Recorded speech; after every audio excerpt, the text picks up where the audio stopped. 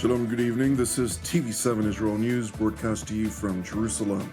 And in today's top stories, a terror attack at Jerusalem's Tunnels Road leaves 2 Israelis wounded as heightened security continues during the contentious month of Ramadan. Prime Minister Benjamin Netanyahu asserts that Israel's international allies and partners cannot voice support for Israel's right to self-defense and then oppose Israel when it exercises that very right. U.S. National Security Advisor Jake Sullivan warns that President Joe Biden would not support an IDF offensive into the Gazan border town of Rafah. The IDF continues to deepen its operational achievements in the Gaza Strip, while on the northern front, hostilities continue to intensify, with Hezbollah substantively ratcheting up the scale of cross-border fire, which in turn draws IDF retaliatory strikes against the Iranian proxies' positions in both Lebanon as well as in Syria. Separately, as Muslims observe the third day of the month of Ramadan, a terror attack was ultimately thwarted at a border crossing on Highway 60, which is commonly referred to as the Jerusalem Tunnels Road. A Palestinian man arrived at the border crossing by means of an electric bicycle, and when a female military police soldier approached him for identification, the terrorist drew a knife and began stabbing her.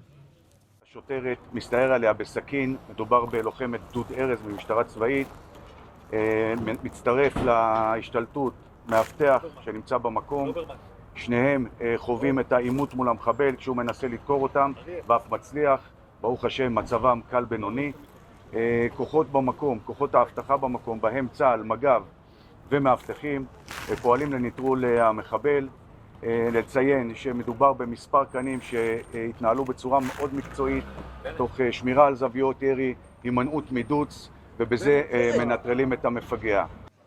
It is important to know that the IDF, police, and other security agencies are in the highest level of alert, not only because of the war against Islamist Hamas in the Gaza Strip, but also due to the Muslim-observed month of Ramadan, which historically marks a time of conquest by consecutive Muslim armies, including among a long list of others, the Umayyad Caliphate's invasion of southern Andalusia in 1710 AD, which left Spain occupied for the following 781 years, the famous Battle of Hattin in 1187, which paved the way for Sultan Salahuddin to conquer Jerusalem, and more recently, the multi-front surprise attack by a coalition of Arab states, which included Egypt, Syria, Jordan, Libya, Algeria, and Saudi Arabia, among others, on the holiest Jewish observed Day of Atonement, namely Yom Kippur in Hebrew, which on 1973 coincided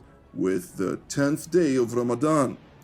Meanwhile, Israel is seemingly going out of its way to avoid exacerbating tensions in Jerusalem and the so-called West Bank districts of Judea, Samaria, and the Jordan Valley at large by maintaining freedom of worship for Muslims who seek to pray on the Temple Mount. Every week there will be assessments also by the police, maybe Mirit can expand on that, of public safety considerations, but also security considerations. We bring these things into account, and we'll assess the number of people who will be allowed in. Right now, as for the first week of the holy month, we can say that there's no change in the number of people allowed to enter compared to what we saw in previous years. Meanwhile, tensions between Washington's Biden administration and Jerusalem's Netanyahu government are seemingly on the rise. Israeli Prime Minister Benjamin Netanyahu responded to statements made by President Joe Biden over his objection to see Israel expand its military offensive into the border town of Rafah. Speaking to a conference of the American-Israel Public Affairs Committee, or AIPAC, Netanyahu pledged to push forward irrespective of international pressure.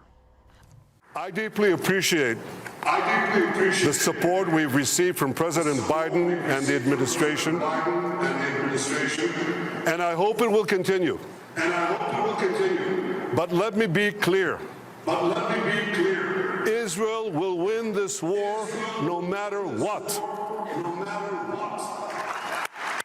To win this war, We must destroy the remaining Hamas battalions in Rafah. If not, Hamas will regroup, rearm, and reconquer Gaza. And then we're back to square one. And that's an intolerable threat that we cannot accept. We will destroy Hamas, free our hostages, and ensure that Gaza doesn't ever pose a threat to Israel again. We will finish the job in Rafah while enabling the civilian population to get out of harm's way. We've taken measures to minimize civilian casualties that no other army has taken in history. Just ask Colonel John Spencer, a world expert on urban warfare, in charge of urban warfare in West Point. We have taken measures to minimize civilian casualties that no other army has taken in history. Well, Netanyahu repeatedly cites remarks by Professor John Spencer regarding the IDF's professional conduct in the war against Islamist Hamas in Gaza. It is equally worth highlighting remarks made on February 8th in the British House of Lords by Lord Andrew Roberts, one of the most esteemed and globally renowned military historians, who was referred to by late Henry Kissinger as a great historian who is always relevant to contemporary thinking. Even if we were to take Hamas's statistics as accurate, the 27,500 figure, and there's no reason why we should, because we don't do that with Putin, we don't do that with ISIS.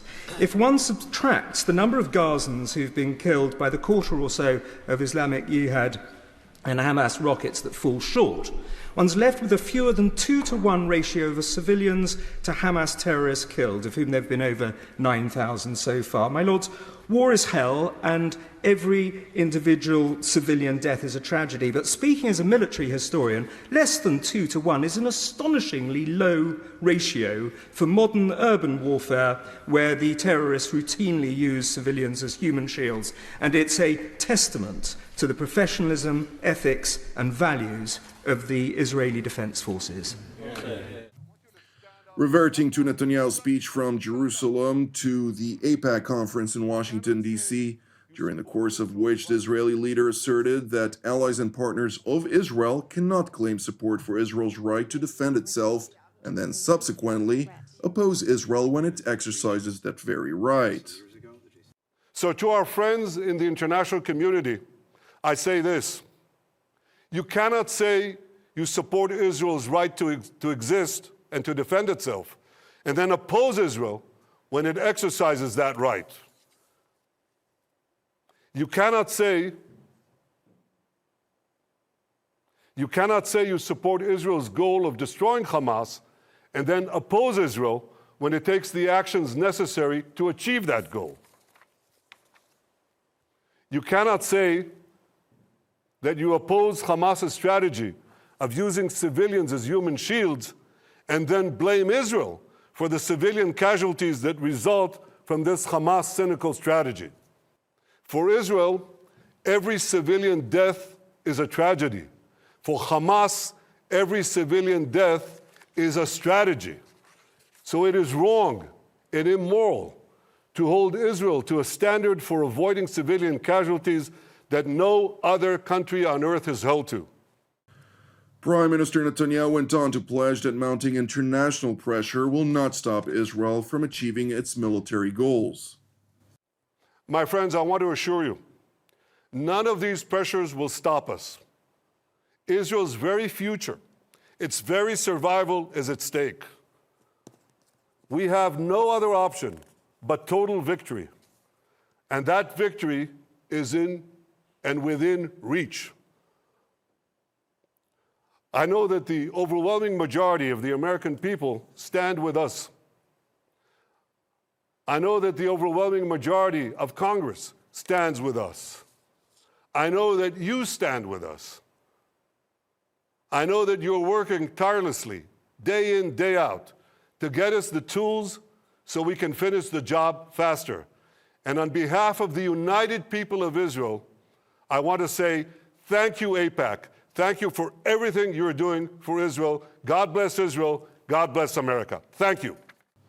Meanwhile, in Washington, in an apparent response to Premier Netanyahu's remarks, U.S. National Security Advisor Jake Sullivan doubled down on the Biden administration's objection to Israel's intentions vis-a-vis the town of Rafah.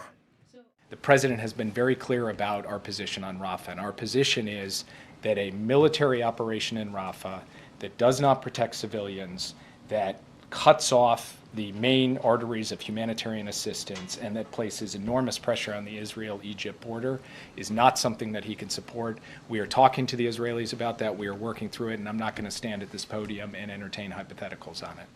We've made clear our concerns about an operation in Rafah. We've made clear our concerns about the fact that an operation would put an enormous number of civilians at risk, and we have not seen a credible plan to protect those civilians.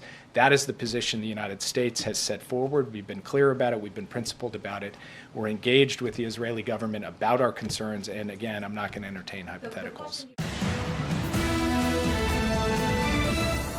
Thank you for watching TV7 Israel News. It is important to highlight that TV7 Israel is a donation-based non-profit ministry with all of our productions available free of charge.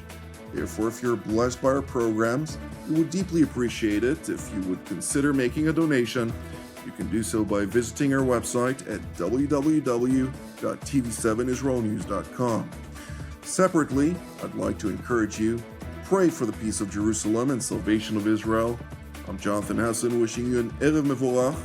God willing, we'll see you during our upcoming TV7 Israel updates. Until then, Shalom from Jerusalem.